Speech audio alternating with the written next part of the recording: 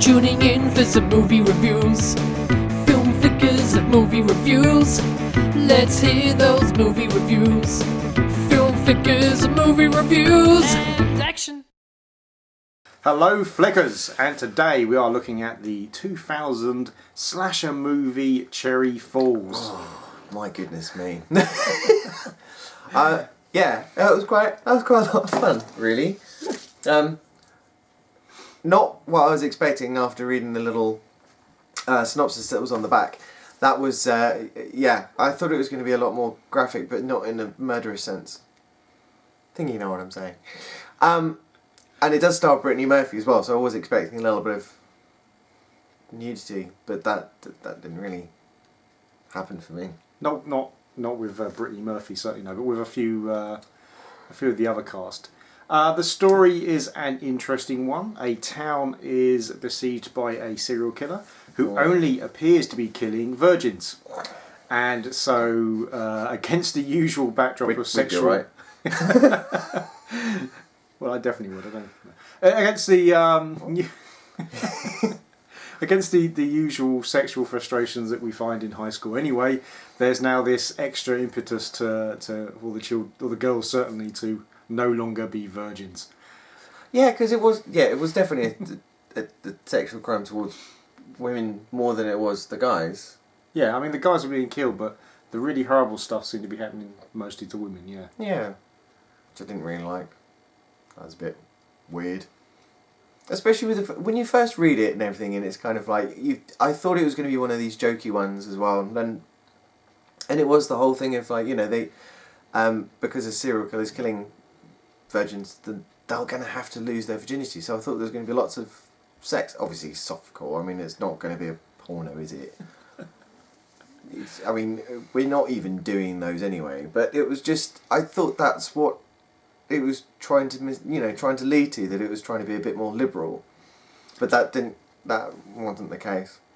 Well, it's I mean, you do get a scene where the children decide to take matters into their own hand, literally, and with a cherry popping party. Oh, that's brilliant! But through this party, we get the idea that in fact the whole virginity thing was really kind of a red herring anyway, and the story's actually quite a lot deeper. Yeah, because we did as it was going through, we were making the guesses who the killer was, and we were both completely wrong. Yeah, I mean, it was just like it wasn't until literally the final stretch of the film that I guessed who the killer was. So good. Yeah. I mean that's good. Nowadays certainly it was good. It was just the trunk, nice. Wasn't it? As soon as the mention of the trunk, and what was in it, then we knew who it was. But before then, it was kind of like, no, don't know. I couldn't guess it. I mean, we knew there was something to it. And the thing that I really liked as well is that it was alluding to a past. So it was kind of making itself into a sequel rather than actually being a first. Yeah. So it felt like a sequel, but we didn't have to know what had gone on before, which was kind of quite nice about it, really. But it was good to allude to a past and the reason why this killer had re-emerged. That's kind of what they were trying to say, is that it was a re-emergence of this person who had been wronged before and everything. It was kind of like, that was very, very cool, and it was good. Not like I know what you did last summer, as in that person was done there and then you understand what the repercussions are of it, or like Scream, where it's alluding to a serial killer that already exists and they're just jumping on the bandwagon of it. It is really. It is kind of trying to make itself into its own sequel, which is very cool. I don't think I know another film that does that. No, I mean one of the things I most liked about this film, kind of part of that as well, is it sets up lots of cliches, and you see all of the horror slasher cliches being set up, and you go, oh, here we go, and then it completely ignores the cliches and doesn't do them, and I love that. They were plainly done on purpose. Obviously, the director had done these things on purpose. They'd set up all these cliches and then ignored them. And it was fantastic to see. There was a lot of fresh ideas in here, and they did. Yeah, definitely. They did definitely try to avoid the old catch-all things that slasher movies and horror movies have in them. And it was refreshing. Because this film, if you go and look on Rotten Tomatoes in this film, it's quite low marked, and so if you judged it by that, you almost certainly wouldn't bother picking it up. And I think it's really unfair. I think maybe people were going into this film and looking for something different. If you look at the actual description of the film, it's put down as being a slasher satire spoof, and it really isn't. It's not tongue in cheek exactly, but it doesn't take itself entirely seriously. But it's not satire. It really is a slasher movie. Yeah, there are really funny moments in it. Yeah. And we did laugh out loud, but I wouldn't ever said it was. Yeah, I wouldn't say it was like anything like slapstick or anything. It wasn't. I wouldn't call it a spoof at all. I think it was very, very, very well done, and it was a totally different premise. And like you said, it takes those kind of horror tropes that you think are going to sort of happen and everything, and it completely turns it around. So it actually does what we all shout that people should be doing, and they actually do it. So they listen to us for once. Yes. It's like a proper interactive horror film. It was great. It worked really well. The directing was great. Cinematography was great. The acting on the whole was good. There's the odd performance was slightly dodgy, but Brittany Murphy in the title role as Jodie, the late Brittany Murphy, unfortunately missed, and she's fantastic in this as well. She plays a kind of a gawky teenager who is just trying to get through high school without being sexually assaulted by a boyfriend, to be perfectly frank, in the films. Yeah, I mean that was kind of a bit weird as well with because Brittany Murphy is obviously very sexual anyway, so it's funny to have her in a role as a virgin not wanting to have sex. So I kind of like that. That's a complete mix of who you would expect to be cast as that. But it was weird some of the ways that she'd address her father. Yeah. The way she'd call him, or the way she was saying to him, "Daddy," and it just felt it felt overly sexual.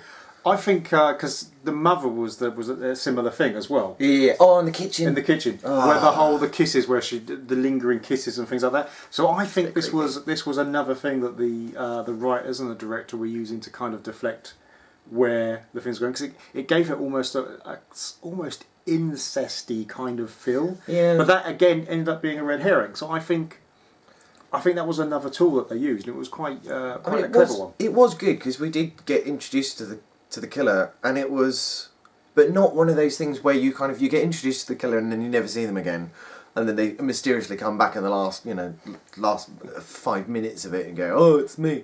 That's like, yeah, great, all right, grand, Skipper Willie. And it was just it was just very, very good the way that they kind of completely misled you, and all of the classic sort of tropes that you thought were going to happen just didn't.